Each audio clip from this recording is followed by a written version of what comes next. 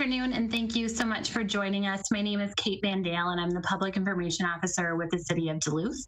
Today, the city is continuing with its weekly press conference to provide you, the members of the public, with information on city operations that is up to date and any new announcements that we have to share. Each week, we provided the opportunity for residents to submit questions to info@duluthmn.gov, and those questions are selected at random and will be shared and asked at the end of the press conference. If your question is not answered during the press conference, a member of our team will get back to you as soon as we can. And just as a reminder, those questions will be asked again at the end of the press conference. Joining us on our call today to provide updates, we've got quite a bit today. So Mayor Emily Larson, Council President Gary Anderson, City Administrator Noah Schuckman, Director of Administrative Services Chelsea Helmer, 1200 Fund Board Member and City Councilor Eric Forsman, Director of Planning and Economic Development Chris FLEECE, and Director of Parks, Properties, and Libraries Jim FILBY Williams. While apparently my color is not showing up very well today, I did want to note that several of the presenters are wearing green to recognize Mental Health Awareness Month, and you'll hear more about that a little later. With that, I would like to welcome Mayor Emily Larson to provide an update. Mayor, hang on one second. All right. Thank you, Mayor. Go ahead. Okay. Thank you, Kate. Thank you, everybody, for being here today. Kate, I presume you can hear me, one. And second of all, my helper today is Eli, and I believe you have his phone number. So if anything happens or I get disconnected, please text him. And he is our technology person today. So a few updates. We are providing a lot of information to you today. And so I appreciate that you are here, that you care deeply about this community, that you are checking in to see what's going on and to get updates and hear about some of the issues that we are working on, some of how we are approaching governance during this time of COVID-19, and some of the other projects that are happening that are important to you. I want to start, first of all, by acknowledging that the legislative session ended on Sunday, and it was a session that brought some things that are important for Duluth and mostly did not fulfill things that the city is needing to have done for this year.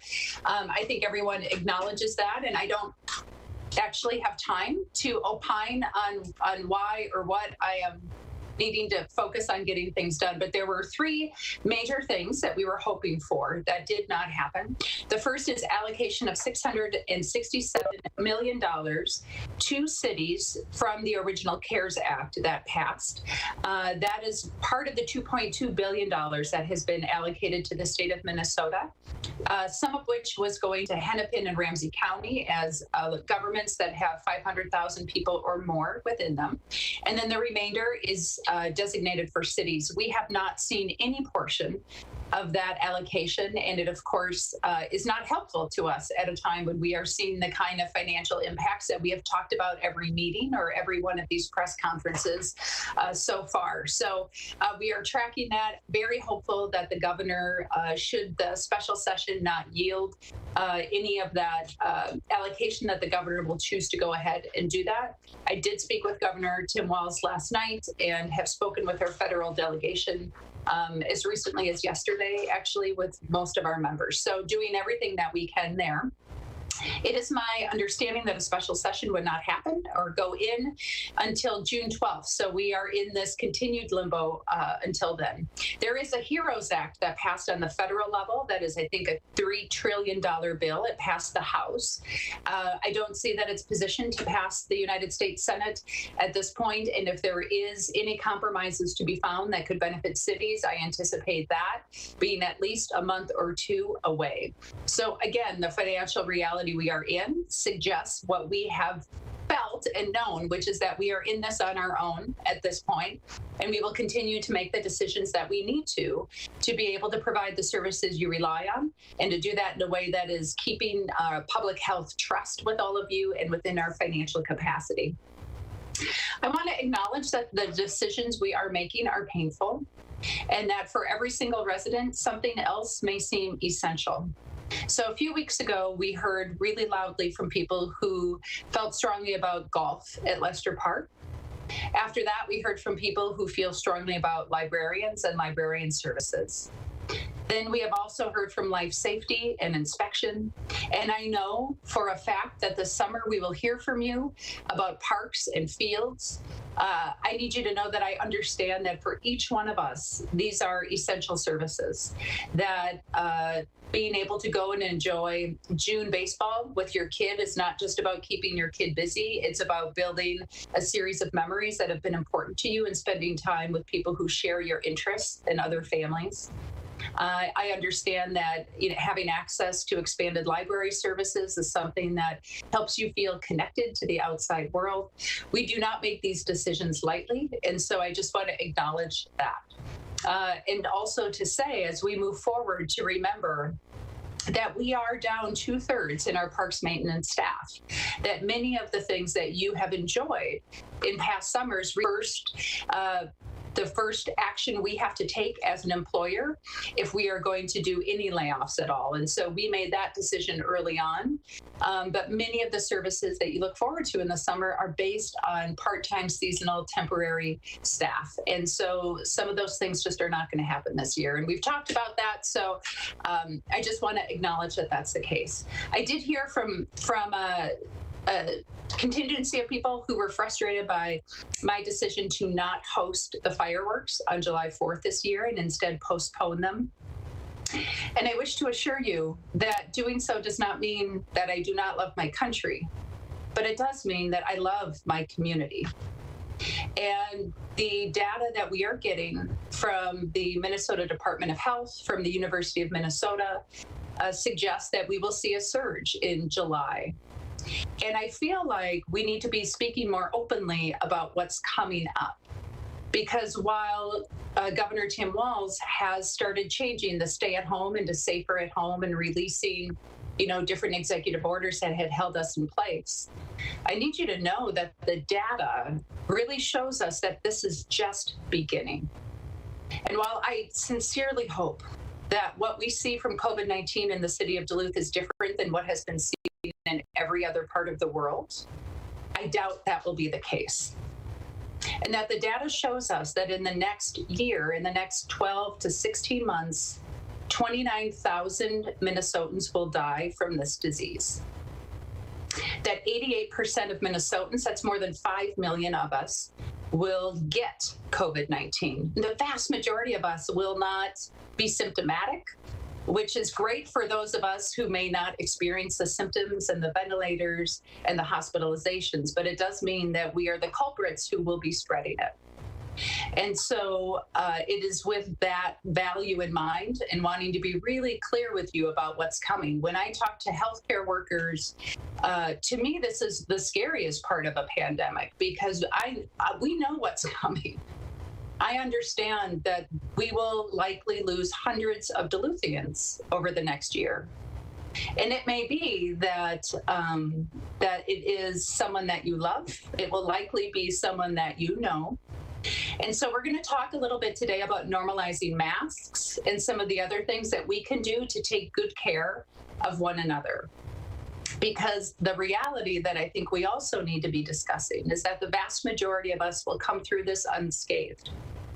But those of us who die from this disease die alone in a sterile hospital room without someone holding your hand, without someone singing your favorite songs, thanking you or forgiving you, and just loving you through on your journey. It's a sad and horrible way to die. And I don't care whether it's your grandparent or my parent or your kid or my kid. I just don't want that for any of us. And so there's many things that we can do to protect ourselves and to be mindful. Because it's a pandemic, we can't stop it. But we can be very realistic about the public health risk that is real. So I don't say any of that to you to be dramatic or to be scary. It's just that when I have looked at all of the information that's coming out, it really feels like we haven't talked enough about what happens after the shutdown, what happens when we start moving around. Those are just the risks, and that's just part of what's going to happen. But I think it's really important that we are prepared. So with that, I do have other things that I will be sharing later. And I do thank you for the many ways that our residents are stepping up and sharing personal responsibility.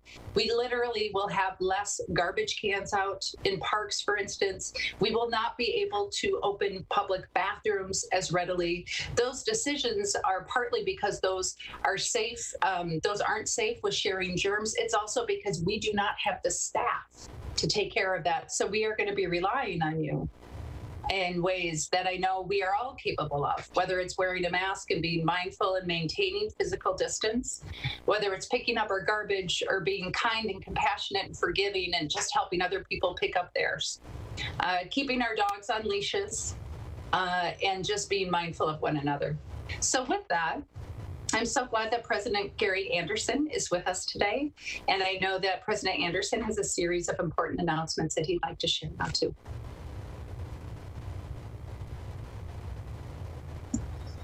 And President Anderson, you are all set. Thank you, Kate, and thank you, Mayor Larson, and thank you to everyone who is here attending this meeting today. I do have a couple of announcements as well as some comments about public safety that Mayor Larson alluded to. The first announcement that I'd like to talk about is reflecting on counselor pay, counselor salaries in the time of this budget crisis in the COVID-19 pandemic. A couple of my council colleagues recently reached out to me and asked me individually about counselor salaries and how they relate to any actions that we could possibly take during this time of budget crisis.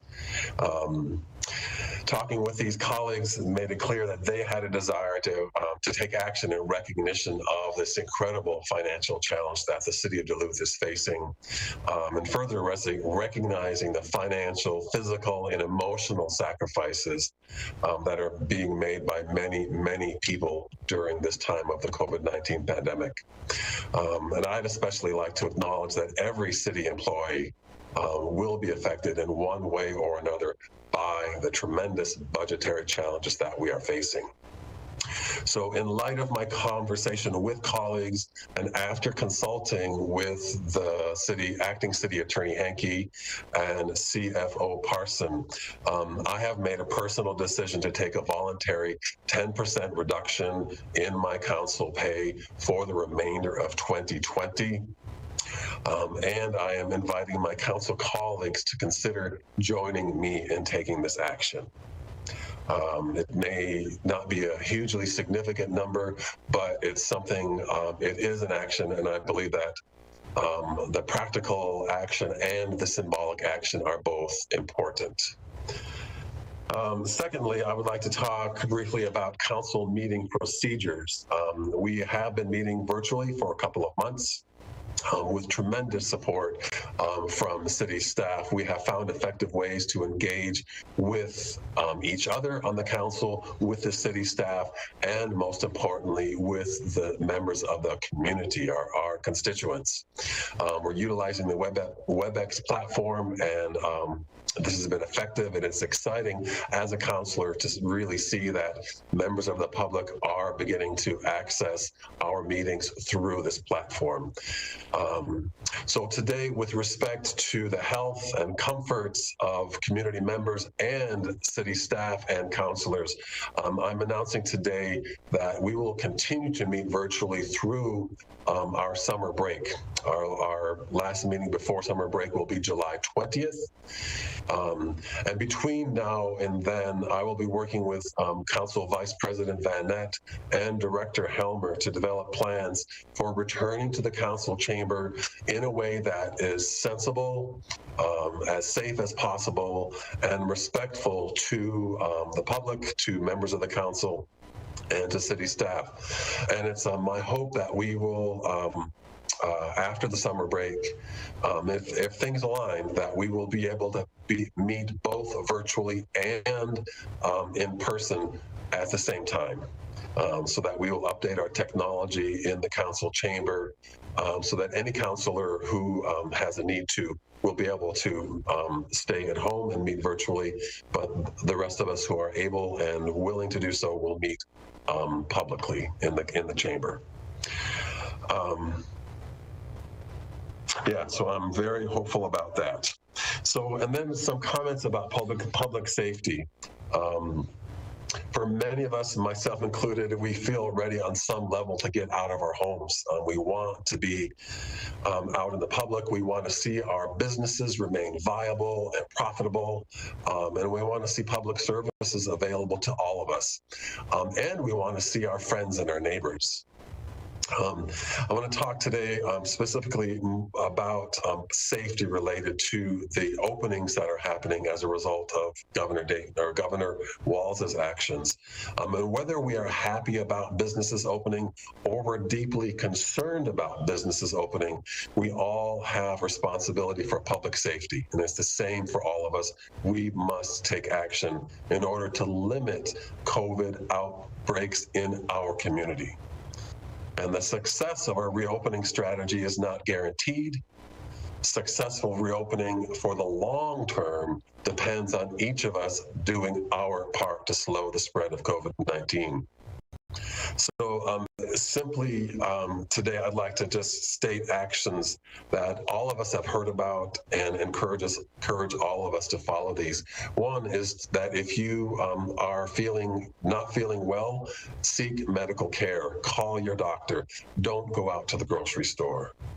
If you are healthy and you are headed out to the hardware store, please wear a mask. It doesn't have to be an N95 surgical mask. It can be, most often we're going to be wearing homemade cloth masks.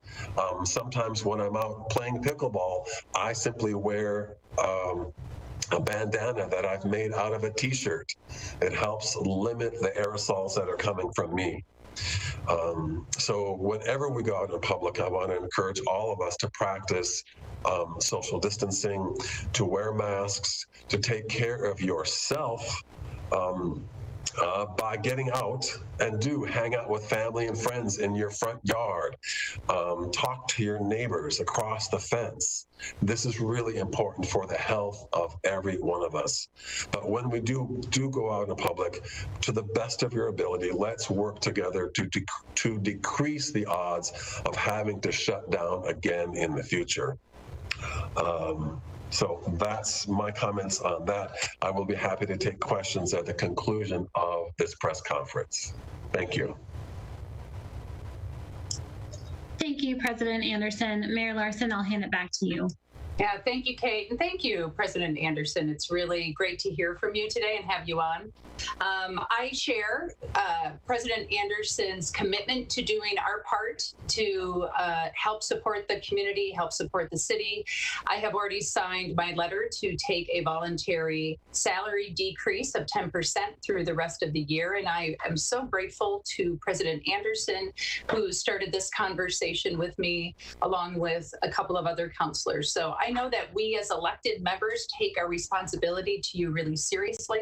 I know that we feel a covenant with you and our staff. And so this is one gesture we can do together. And it's really nice to do that with you, President Anderson. And I appreciate that very, very much. A couple of other announcements. The City of Duluth, as President Anderson was saying about virtual meetings, I'm really proud of the fact that the city has continued to have our brand of community engagement be so effective. So, in some of these city council meetings, we had close to 100 people listening in, participating. We know that we are reaching people and people are finding their way to us. It isn't ideal. It isn't the same, but I'm proud that our team in IT and the clerk's office has worked so incredibly hard, so quickly to ensure that we are still deeply connected with you. We need you to continue to be connected with us. And with that in mind, we have boards and commissions. So much of what we talk about now is COVID-19 and COVID-19 and COVID-19, but the reality is there is still the other non-COVID-19 work happening, and it's all informing each other. So there's an interplay back and forth. We continue to need your help and support as volunteers for boards and commissions. You can go to duluthmn.gov/boards-commissions, and you can find out a ton of information And I just want to give a special thanks to Alicia Kozlowski in our community relations office. She helped ensure that we had over 50 brand new applicants come in at the end of last year to volunteer on boards and commissions because we did so much outreach on it. We still have more openings and we want to hear from you. And we're working really hard to make sure that new people are getting opportunities to serve their communities. So please take time to fill out those applications. We're especially looking for women, Indigenous people, people of color, people who identify as LGBTQ2 spirit, people with disabilities, and young leaders. So please feel free to find out more information about that. We are going to continue to do as much of our boards and commissions work via virtual meeting as well. And again, not ideal because so much of this work is a human profession and we pick up on each other's energy and ideas so well in person, but it is wonderful to still have the opportunity to be home and safe and healthy and support the community. So we will continue to hold meetings virtually through the end of June for sure for our commissions. Our IT division has been working to streamline live meeting web features so that you can more easily access meetings and we can hold multiple meetings simultaneously. When City Hall was wide open, we would often have every meeting room booked on a weeknight for public meetings, for hearings and commissions and boards. And we can actually do that still virtually, which is really great. So our IT staff has really made sure to get all of that straight. So you can find out more information about that on our city's webpage. We have created a landing page for live streaming with all of the links that are there. So again, we want to be as transparent with you about what's happening and how you can participate. So if you're interested in applying for any position to serve on a board and commission, if you're interested in a meeting agenda, if you want to participate through a public comment, you just want to track what's going on with a project that's in your neighborhood, I would really encourage you to log on and to just watch a meeting and just see how it all works so that when something comes up that's important to you, you feel ready to participate with it.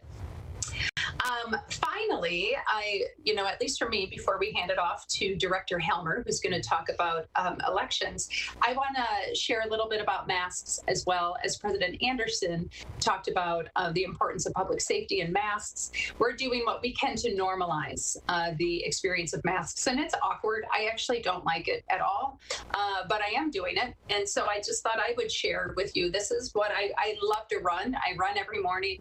I walk every night. It's the thing that's getting me sane through this. And I wear this around my neck. It's probably older than I am, and I'm 46, and but it's great. And what I like about it is I can pull it up as a mask when I see people. I like to run early in the morning, so I often don't see anyone. But when I do, I want to be able to pull off the trail, pull that up, and feel like I'm doing my part to protect both of us. So it's not pretty, but it works. And then I have some masks that people have made. My friend Melissa made me a beautiful mask that ties in the back that I like to just pull down when I need to quickly. When I go to a store, I often wear this one that my stepmom Pam made me. And so again, it is really uncomfortable. I don't like it. And yet I want to do my part to help make sure that you and your family members aren't dying alone. And so hopefully that is a commitment that you want to share with us as well. A couple of things that we do in our family. I think many of you know that I'm married and I have 2 kids. We have masks in our cars, and then we have a little bowl of them downstairs that people, our kids can take coming and going. And so we've done our part. And then we've also chosen to kind of divide up chores. So my husband and one of my sons are really the errand people. And they are the ones who go in and go to the stores and do grocery shopping and do the errand stuff. And so we've decided as a family that we're going to try to contain as many members as we can. And so that's some of how we're approaching that. But with that in mind, masks are something that we all have to get used to. And so we are launching a brand new project, and it's called the Duluth Youth Mask Project, because this really is a hard time for everybody, and especially kids. Kids' worlds have been turned upside down. They're learning from home. They're not in school. They miss their friends. They miss their teachers. They miss their sports. And then in addition to the change of their daily routines, they're now these safety precautions that feel awkward and weird for adults, and especially so for kids. It's weird for them to go to a playground or a park, I should say, to see friends and neighbors and to be socially distant. And to throw one more change that way, many members of the public are now wearing masks, which is at times could feel really scary for kids. And in an effort to normalize masks for children, we are participating with local schools and hospitals and service organizations to launch the Duluth Youth Mask Project. Since most youth recognize Halloween as the time to wear a mask or as a part of the costume, seeing adults wearing masks in public during a pandemic can feel really confusing for them. We want to help families make that situation just a little better, hopefully a little bit brighter. And in an effort to normalize that, whether you are out in public, whether you're on a walk, whether you're in a store, we got together with our friends to launch this project. So we are calling all kids. We want you to create your own design for a face mask. So we want you to be creative, and we want kids to feel like they can support and influence positive mask culture and just good safekeeping of one another by designing patterns and things that you would like to wear. Maybe you want to be a superhero. Maybe you have a favorite animal. Maybe you have a message that you want to share of hope or love to people you care about. What would you like your friends to see on a mask in your school or in your neighborhood, at home or beyond? So once kids have that idea for a vision, we want you to visit the city's website later today to download a challenges. We're calling it a challenge. Download the challenges mask template. And you can share your mask pics with us at #Duluth Youth Mask Project between now and June 5th, 2020.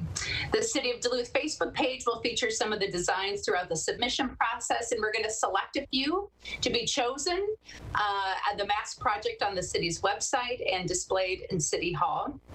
We can all be superheroes, all of us, and we can all work to protect other people from germs by wearing masks for a while. Let's face it, we can all hardly wait to get out and see one another. But until then, we can do what we can to take care of one another. And if people don't have access to computers, we are working with school districts to make sure that these mask designs get out in their school packets. We're going to have them at healthcare places, different food distribution sites. So we want to make sure that every kid has a chance to find a tiny bit of joy or brightness in the experience that they're feeling and get a little more comfortable taking care of themselves and their families. So that is all for me for now. Thank you, Mayor Larson. I will now open it up for Director Helmer, and just 1 second so that I can unmute you. There you go, Chelsea. Thanks. Thank you so much. Two important updates that I wanted to talk about today. One relates to elections, and then the second announcement relates to supporting our local businesses during this time. Elections are right around the corner. Staff are working hard to prepare, and really important that we want to get out to the public to encourage you to, you can vote by mail, and we're encouraging folks to submit your application to do that now. That doesn't mean that you have to return your ballot. Ballots will actually start being mailed out at the end of June, and you have right up until Election Day to return your ballot. But we are anticipating that we're going to see a high volume of people voting by mail, and so we'd love to see you get your applications in early. You only have to apply once, and you can apply for the primary and the general at the same time. And I also encourage folks to go to mnvotes.org, where you can do it online. And that way you can actually track the progress of your ballot. So you can see when we've received your application, when it's been mailed back out to you, and when your ballot has been returned to us and accepted back. We're looking forward to working with all of our voters, navigating, challenges of holding an election with COVID. But we are strongly encouraging folks to vote by mail, and we're looking forward to implementing this election and working with you to do that. I also want want to announce we have been working closely with a lot of our local businesses. This has been a very challenging time for everyone, and we are bringing forward a proposal for the City Council to consider, specifically targeted toward our on-sale liquor licensees. So that is bars and restaurants that have been particularly challenged with a lot of the mandated closures. And specifically, we're bringing forward a proposal to reduce their fees for the 2020-2021 liquor licensing period. We're also bringing forward some proposed code changes to help those businesses as they start to reopen to be able to better accommodate social distancing. And so we're bringing that forward for the council to consider at this coming council meeting on the 26th, but we hope that will provide some relief and some needed support for those businesses. And I'm happy to take any questions about that as needed. Great, thank you so much, Chelsea. Next, we have Councillor Forsman to talk about an update on the 1200 fund. And Councillor Forsman, go ahead. Thanks, Kate. Can you hear me? I can. Perfect. Switched headsets today, so I just wanted to make sure. First of all, wearing my council hat, I want to acknowledge the leadership of Council President Anderson and Mayor Larson on the pay issue. I was one of the folks that had reached out to Council President Anderson to talk about this, and I think, from some of the other colleagues I spoke to, we feel these decisions personally and deeply. I don't think anybody cares for their community as much as we do with all of you, and so as these things happen, we wanted to recognize that those things matter. And even though as far as council pay may be perhaps a little bit more symbolic in nature, it's important. And so I will certainly be joining Mayor Larson and Council President Anderson, and would expect many of my colleagues to be joining as well in making those decisions to reduce pay. But today I am joining you as a member of the 1200 Fund Board to bring the program that was rolled out last month full circle. And this is the 2020 Fast Grants program. And so you'll recall that the 1200 Fund rolled out this emergency relief program for our Duluth small businesses. And today it's my pleasure on behalf of the 1200 Fund Board to announce that we have completed our funding of $1.3 million to 138 local businesses here in Duluth. And so we had 10 existing borrowers that had a previous relationship with the 1200 Fund that received funding, and 128 new businesses throughout the city, throughout different industries, throughout all of our neighborhoods that were able to sustain and obtain funding through that program. I also want to remind folks that the 1200 Fund is a private nonprofit corporation. So we certainly want to honor the confidentiality of our applicants. We went through a very rigorous process to outline how we were going to fairly come up with our applicant award list. And I want to thank city staff who's contracted through the 1200 Fund process for their assistance on that. Now, I will note for media who's interested in chatting with some of the 1200 Fund recipients of this program, that there are a few businesses that voluntarily offered to make themselves available. And so if you're interested in doing that, I encourage you to follow up with Planning and Economic Development Deputy Director Adam Fulton on that.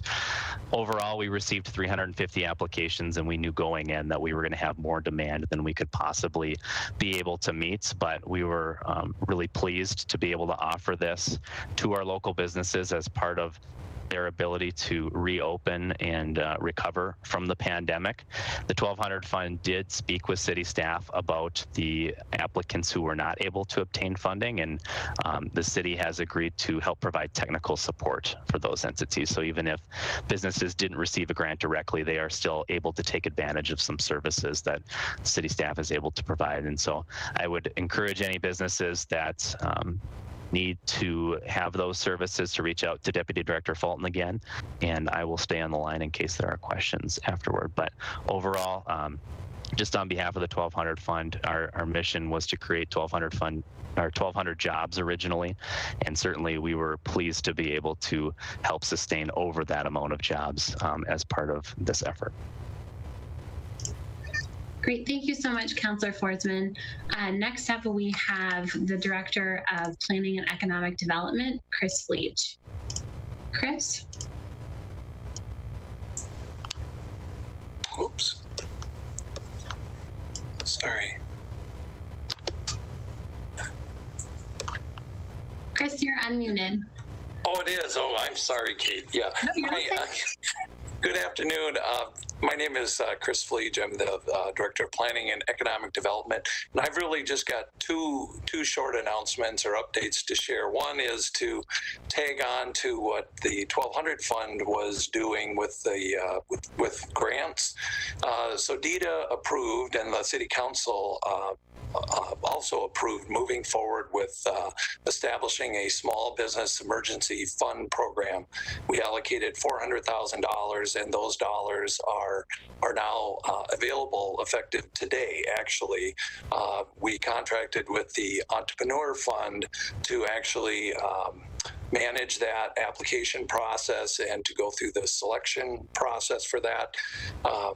The scope of that will be probably 20 to 25 businesses. And again, it's got a forgivable portion of the loan, but they're, designed for between $2,000 and up to $20,000 of relief. And again, for businesses that have been impacted by the COVID pandemic.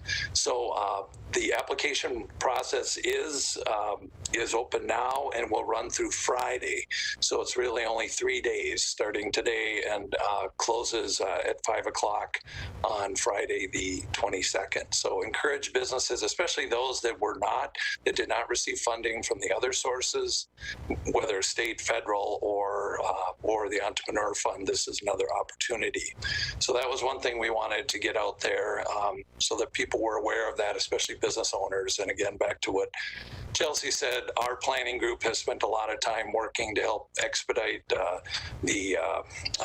facilitate sidewalk permits so that we can expedite that for businesses. And we've been working with Chelsea's team around liquor licenses as well, and to expand those as well as possible. So that's the first item. The second is really around the planning element, which just wanted to announce that there'll be two webinars that will be on the WebEx format, and it's really to engage the public as we look at the First Street conversion going from one-way to two-way. And again, the scope of that project is from Mesaba Avenue out to 24th Avenue East. And there'll be two separate webinars. One will be the most easterly, which will go from 24th Avenue East to 3rd Street, and that'll be on Wednesday the 27th next week. And again, you can access that, and we really encourage people that have an opinion about that conversion. We had two open houses and outreach that we did last summer, but this is another opportunity for citizens to share their concerns or support for this project. The consultant has finished their work, and we think it's got a lot of very positive benefits to circulation. So one will be on the 27th, and the second one will be for the segment that's 3rd Avenue East to Mesaba, kind of the downtown area, and that one will be on Thursday the 28th. And again, in our press release, we'll have links to that, but as the mayor talked about, there is access for you to be able to come in through our event calendar and to participate. So we would encourage the public to be involved in that, and again, our goal is to keep moving things forward, even though we are working remotely or we're beginning to slowly start back.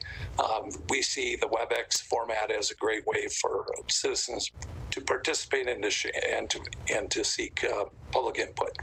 So that is my two announcements. So with that, Kate, I'll be open to questions, and we'll stay on the line as well. Thank you, Chris. Next up, we have the Director of Parks, Properties, and Libraries, Jim FILBY Williams. Jim, go ahead. Thank you, Kate. Last night, the Spirit Mountain Recreation Authority's Finance Committee approved a $4,075,000 budget for the fiscal year that began for them on May 1. Spirit Mountain Board of Directors is expected to approve that budget tomorrow, Thursday night. The budget will then go to the City Council for final approval at their Tuesday, May 26th meeting. As you know, Spirit Mountain closed in March as a result of the COVID-19 pandemic. Shortly thereafter, the Spirit Board of Directors made the difficult but necessary decision to preserve its financial resources for the future by laying off nearly all staff. The facility has been closed, and nearly all staff have remained in layoff since that time. In the interim, Spirit Mountain leadership has worked in consultation with city leaders to thoroughly examine all options for summer 2020 operations. For 2020 operations, including reopening for summer, reopening only for winter, and not reopening at all, and evaluated those on the basis of a range of factors, including effects on public health, quality of life, economic vitality, and city finances. Our collaboration with Spirit Mountain during this crisis has been guided by the state law that created Spirit Mountain Recreation Area. That law created an independent Spirit Mountain Recreation Authority led by a board of directors to govern the operation of Spirit Mountain. That law also assigned the City of Duluth a broad advisory role, including appointment of Spirit board members, approval of master plans, and approval of budgets. Playing its assigned role, the Spirit Mountain Board of Directors has identified its #1 organizational priority as preserving Spirit's long-term capacity to continue serving the community. And they have determined that the most effective way to preserve that capacity is for Spirit, unfortunately, to remain closed through the end of summer. This announcement was made formally by Spirit Mountain Recreation Authority before this press conference. The resultant budget proposal calls for staff to remain laid off until fall, when they will return to prepare for the traditional November opening to the winter season. The city appreciates the resolve of the Spirit Mountain Board and Executive Director to make necessary and painful short-term sacrifices in order to preserve a bright future for what is a very important community asset and for the valued employees who work there. Spirit's proposed budget does entail financial burdens for the City of Duluth, the most significant of which is distribution of $420,000 of tourism tax support that was included in the original council-approved but pre-pandemic 2020 tourism tax budget. We support their proposed direction nonetheless for two reasons. Spirit Mountain is a cornerstone of our tourism economy. It serves a greater number of visitors than other attractions at a time of year when tourist activity and recreational opportunity in Duluth are otherwise substantially reduced. Second, Spirit's budget proposal is the least expensive near-term option available to the City of Duluth. The option to operate this summer and the option to close altogether would each entail significantly greater expenses to the City of Duluth than the current proposal to resume operations in winter. That said, the City of Duluth recognizes the urgent necessity to improve Spirit Mountain's financial performance, both to limit the financial costs to the City of Duluth and to maximize the benefits Spirit Mountain provides for our community. To that end, Mayor Larson will later this summer charge a Spirit Mountain task force to deliver a set of recommendations intended to put Spirit Mountain Recreation Area on a financially sustainable long-term trajectory, including financing to repair or replace deteriorated infrastructure. The task force will be encouraged to examine all options to achieve financial sustainability, including partnering with the private sector for sale, lease, or contracted operations for portions of Spirit Mountain. The city will release details on the composition of the task force and its scope and schedule of work in early July, and I would be happy to answer any questions you may have about Spirit Mountain at this time. At the appropriate time, I should add that Monday evening, Spirit Mountain's Executive Director, Brandy Ream, will be making a presentation to City Council of Spirit's overall budgetary picture and operational plan. And we will defer appropriately many of the detailed questions about their finances to Ms. Ream. Thanks. Thank you, Jim. And to wrap up, last but not least, is our City Administrator, Noah Schuckman. Noah, here you go. Thank you, Kate. Good afternoon, everybody. I wanted to just give two quick updates. One on reopening of city facilities. In accordance with Governor Walz's executive orders, the city has begun the process of reopening some city facilities over the coming weeks. A staff committee began preparing for these changes last week, and I thank them for their quick and thoughtful work. As a start, to comply with the governor's order, the City of Duluth has created a COVID preparedness plan, which lays out policies and practices that meet the requirements of the Centers for Disease Control and Prevention, the Minnesota Department of Health, and the Federal Occupational Safety and Health Administration. This week, the City of Duluth started to allow a minimal number of staff to return to city facilities to perform work as approved by their department. We will continue a phased approach for having staff return to the building to ensure safety for both staff and for the public. And to date, no timeline has been established for next phases as we continue gradually increasing the presence of staff in the building. City facilities will continue to be closed to the public through at least June 1st. And when we are prepared to protect staff and the public to the greatest extent possible, the city will begin with a partial opening of City Hall and other city facilities that will allow members of the public to enter select facilities on an appointment-only basis. There is no set timeline for the phases of these facility reopenings as we work to make sure that plans are in place to protect everyone. We will be requiring masks for the public and for city staff who are in common areas. If staff or members of the public do not have a mask, one will be provided.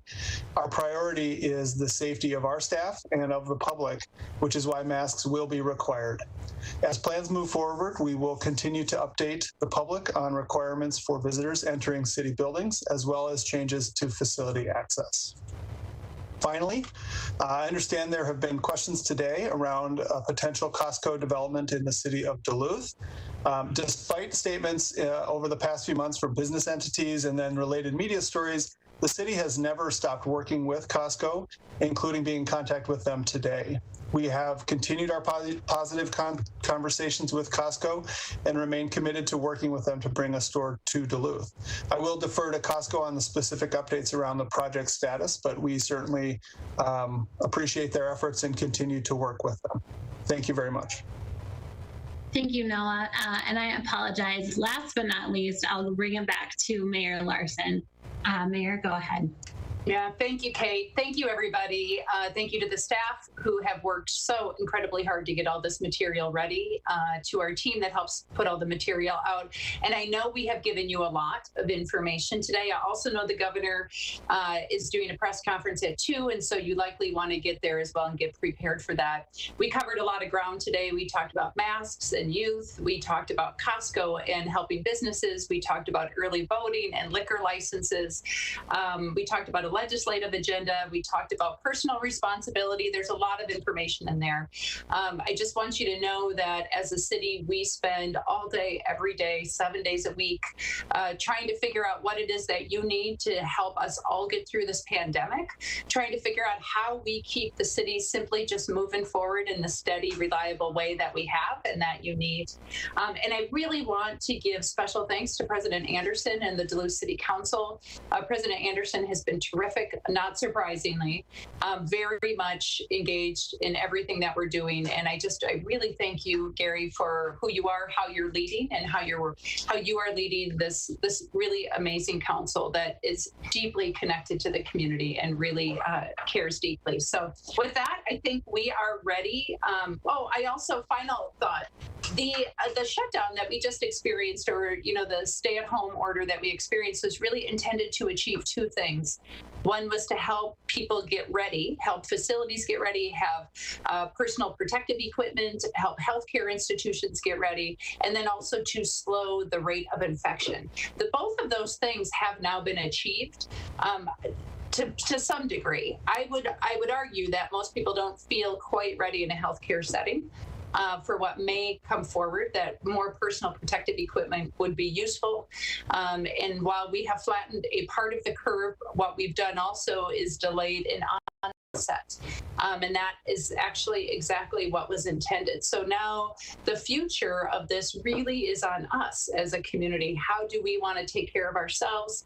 How do we want to protect those who we love? How do we want to protect people we know from experiencing the pain and hurt of losing people or being really debilitated by this illness? So, those things having been achieved, we will move slowly as a city to reopen our facilities because we really care about you. And I want to thank you and the public for all of your support that you're offering one another and for taking good care of each other. That's it, Kate.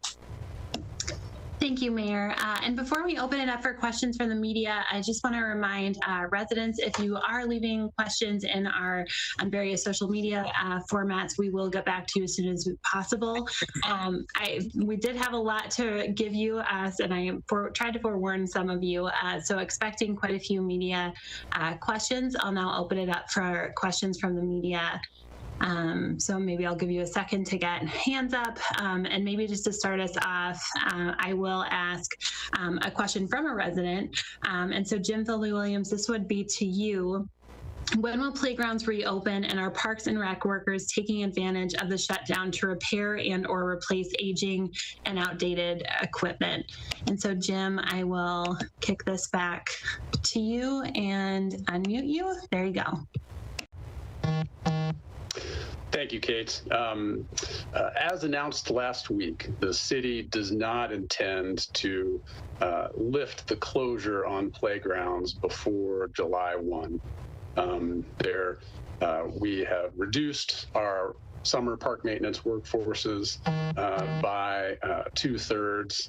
And even with our original workforce, it would be very difficult to sanitize those facilities with the frequency necessary to assure parents and children their safety.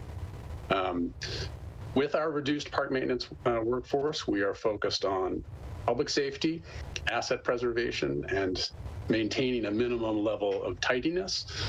And one of the tasks that is included in among those priorities is taking good care to make sure that our playground equipment is safe, that we're making timely factory recommended improvements and maintenance changes. So when the playgrounds do reopen, they will be in good working order as usual.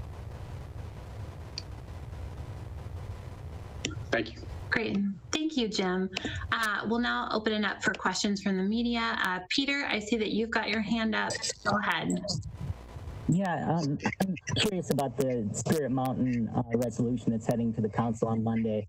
That proposes the city provide an additional $350,000 to help them get going for the winter next season. Is there any thought as to where that funding would come from? And is there any possibility that it could be coming from the half and half tax? I don't know if that's all those projects are spoken for, or if there might be some opportunity to tap that for some of these expenses.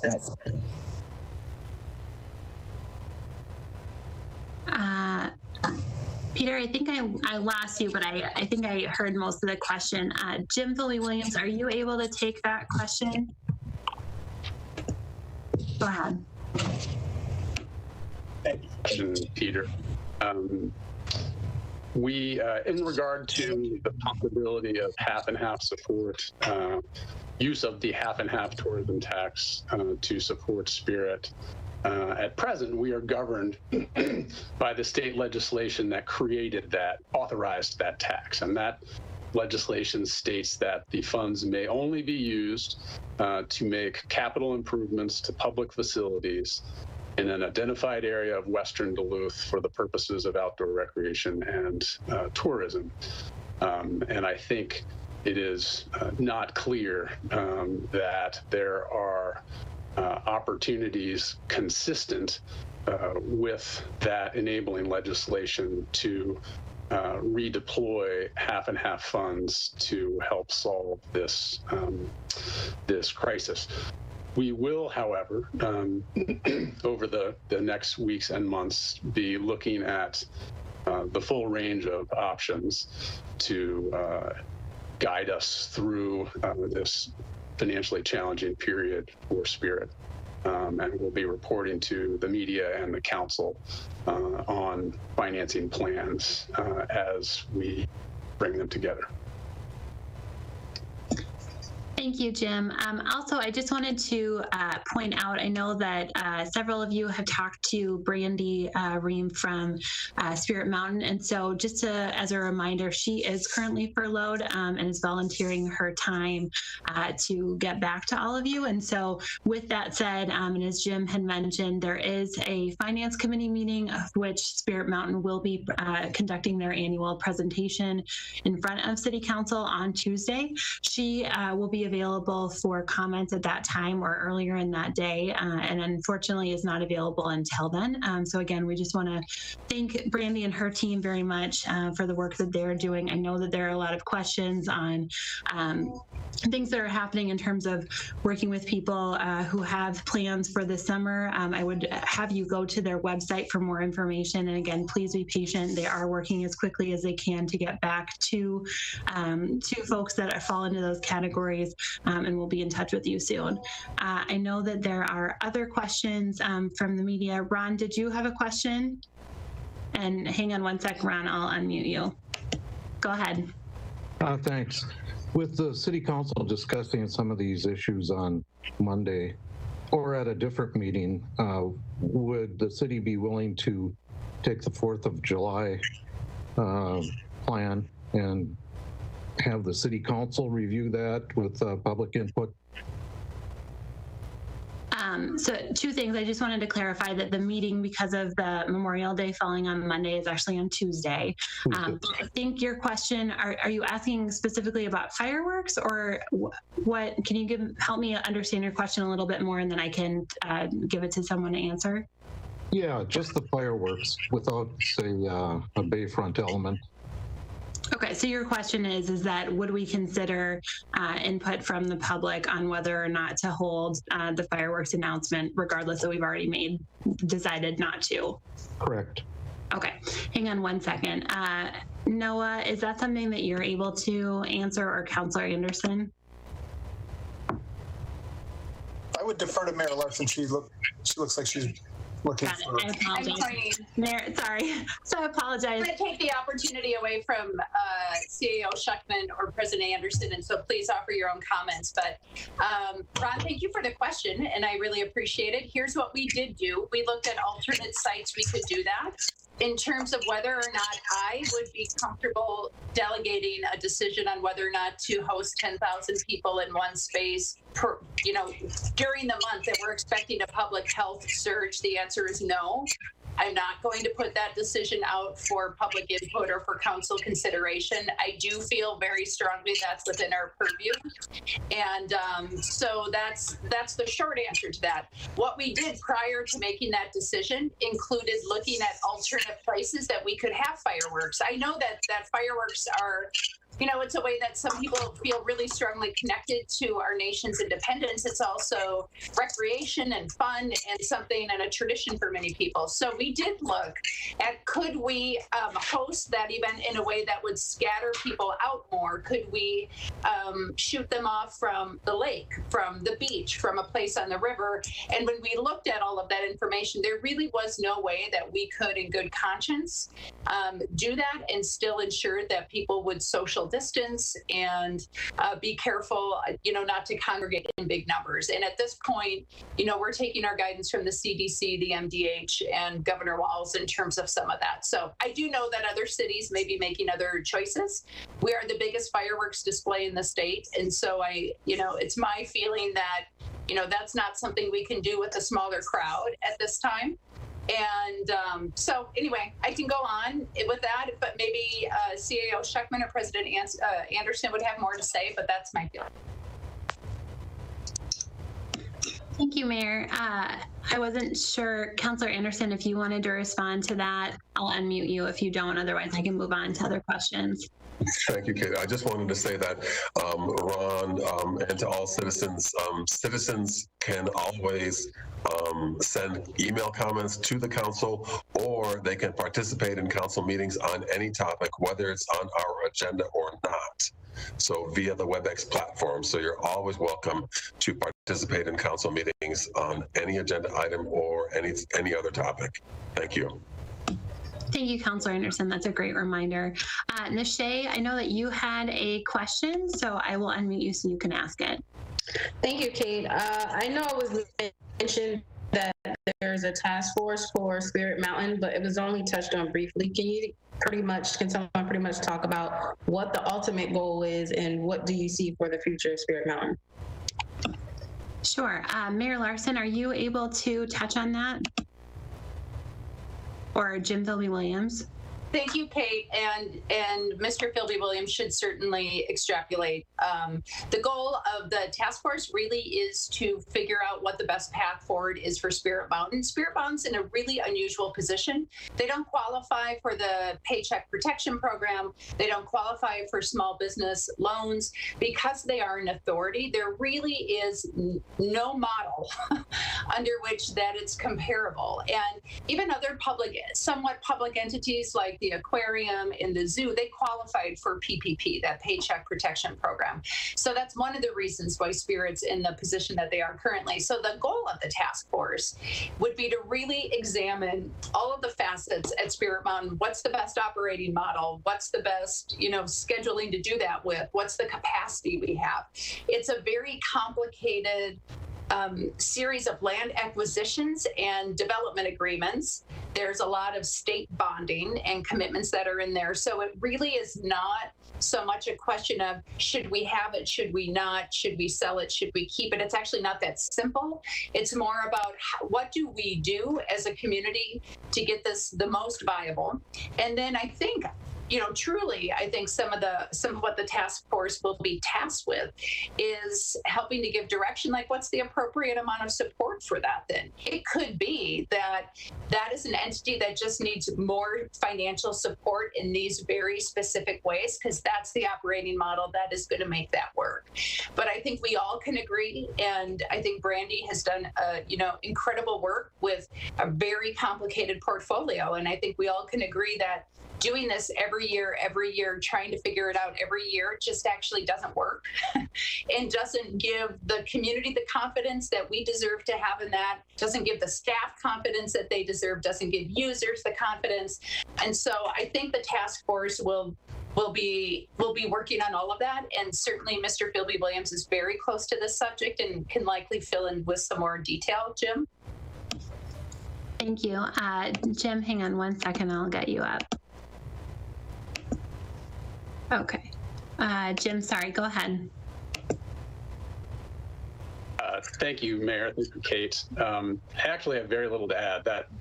That characterized the purpose of the task force and the status of Spirit very, very well.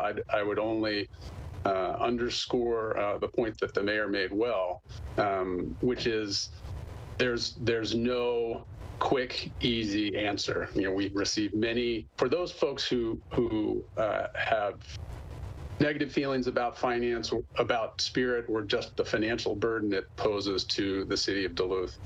We often receive, and council receives, suggestions that we ought simply to sell it. And for a variety of reasons, those sorts of quick, easy fixes are clearly not available now and are unlikely to be available in the future.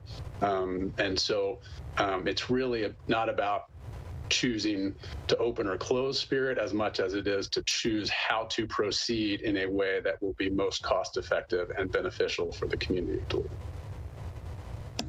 Thank you, Jim. Katie, I know that you have been waiting patiently to ask your question. I will unmute you. Go ahead. Yes, thank you, Kate. My question, I think, will be for Chelsea. I just wanted to follow up and ask, I saw on the City Council agenda what you mentioned about cutting some of the liquor licensing fees for the upcoming year. And I guess I'm just wondering about how you arrived at the reductions to fees that you did and what that means for, I guess, the city's bottom line moving forward for the rest of this year. And then additionally, you kind of mentioned other things you might be doing for small businesses. And I wanted to, I guess, ask if you were referencing the last City Council resolution that kind of changed some of the outdoor dining code, or if there was anything else you were have in the works. Thanks, Katie. Go ahead, Chelsea. Yeah, thank you. Good question. So the fee reduction was definitely, we looked very, very closely at that. You know, when we set fees in general, per statute, per state law, we look at costs of enforcement, costs of administration. And so those fees are directly tied to that. This, of course, is a very unique situation. And I should say, as part of that calculation, we absolutely look at economic conditions. And so recognizing that these businesses have been closed for a good period of time, we looked at a fee reduction that was proportionate both to that closure and then also, you know, still considering what our administration and enforcement costs are. So there would be a resulting fee decrease in revenues that would go to the city. But based on economic conditions, we do feel like the proposed reduction reflects currently business operations. And then as far as the additional considerations that we're looking at for businesses, yes, absolutely. As Director FLEECE mentioned, the sidewalk use permits, really looking at creating, we've had a lot of requests from liquor licensees to look at expanding their outdoor spaces. So wanting to be able to accommodate that within the parameters of what our code requires, but also what state law requires, and making necessary adjustments where we're able to. Great, thank you, Chelsea. I did want to get to another question from a resident. And so, sorry, one second. So another question from a resident is, again, for Jim Williams. Will parks be maintaining the Rose Garden and or other areas in town with new plants? And if not, is this something that the public can help with? Jim, one second. You're a popular guy today. Here you go. Yes, thank you, Kate. Thank you for the question.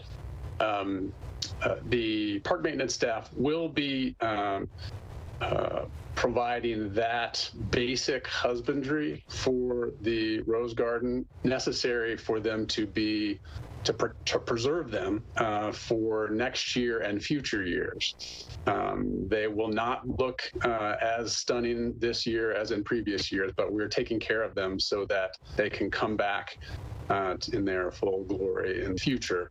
As far as volunteer support, because our staffing levels have been reduced so much, it's necessary for us as an efficiency measure to limit to funnel volunteer support through nonprofit organizations with whom we have an existing formal agreement that defines how we undertake work together. And there is an organization that provides volunteer support for the Rose Garden, and I can answer questions offline about how to engage with them. Thanks so much, Jim. Dan, I know you've been waiting patiently for a question, and Jim, as I know this one is going to be for you, I'll leave you up. Dan, go ahead. Thanks, Kate. Jim, sorry, just another follow-up question on the Spirit Mountain finances. Peter asked earlier about the $350,000 that's going to be at the council meeting on Tuesday, but I also want to just confirm I have all these numbers right, because my understanding is that The city, it's also budgeted $420,000 in tourism tax support and also $500,000 in tourism tax for the debt service on the Grand Avenue Chalet. So that's almost $1 million in tourism tax support. And as you guys have talked about at past meetings, you know, that tourism tax pot is running what, 60-70% lower. That's what the projections are. So can you just clarify that I have those numbers right, and maybe give I guess any commentary on how the city might be able to meet that dollar figure? Yes, thank you for the question, Dan. As previously indicated, because of our the decrease in tourism tax proceeds this year, necessarily prioritizing the debt service, our debt service obligations with tourism tax. And actually most of the tourism tax expenditure in support of Spirit Mountain this year is for debt service, $500,000 per year for the Grand Avenue Chalet, and a significant portion of that $425,000 is also for debt service. So we've planned for some time to prioritize support to meet our debt obligations. A small portion of that, 425 is an operating subsidy, and it does pose challenges for us to need to allocate those dollars, and it does have the effect of diminishing our ability to meet other tourism tax obligations. But it is clearly necessary for us to do so, and ultimately the least expensive option forward with Spirit for our taxpayers. Thanks so much, Jim. And I will give you a break. I know, Nishay, you have one more question that you wanted to ask, so you can go ahead and ask it. In the spirit of following along with the 10% pay decreases, are there any plans to cut any other administrative jobs to help alleviate the budget constraints? Thank you, Nishay, for your question. I'll have our city administrator, Noah Shuckerman, answer that for you. Thank you, Kate. Thanks, Nishay. There is not, are you asking about pay decreases or cutting jobs? Those are two separate things, so I'm trying to make sure I answer your question. Either one is what, well, basically job cuts. I was just saying in the spirit of with everyone saying that they're taking those decreases, I'm just seeing, you know, are you guys thinking of cutting jobs to help alleviate any budget constraints that you already have other than people taking pay decreases? So we are in the, we do not have an answer to all the budget questions right now. We are in the process of still understanding what the impact of the situation is on the city's budget. And so as we do that, we're also talking with all 6 of the city's bargaining units about how we can work together to close financial gaps and hopefully avoid the loss of jobs. We've also kept open 18 to 20, I believe, positions that the city had unfilled as a way to not further exacerbate any budget issues. When it comes to potential other cuts, those are governed by our bargaining agreements. And so for pay cuts, that's something that would need to be bargained. We're not, it's not something that I would comment on the status of that, other than that we have had positive and productive conversations with all of our bargaining units, and that I appreciate their willingness to engage in those discussions. Great, thanks, Noah. And with that, I know that the governor is going to be coming on here shortly, and so seeing no other questions, I'd just like to thank everybody for joining us yet again today. I hope that these are helpful. And again, if you did send us a question that we didn't get to today, or send us something online that we can respond to, we will get back to you as soon as we can. Thanks so much, and enjoy the beautiful weather.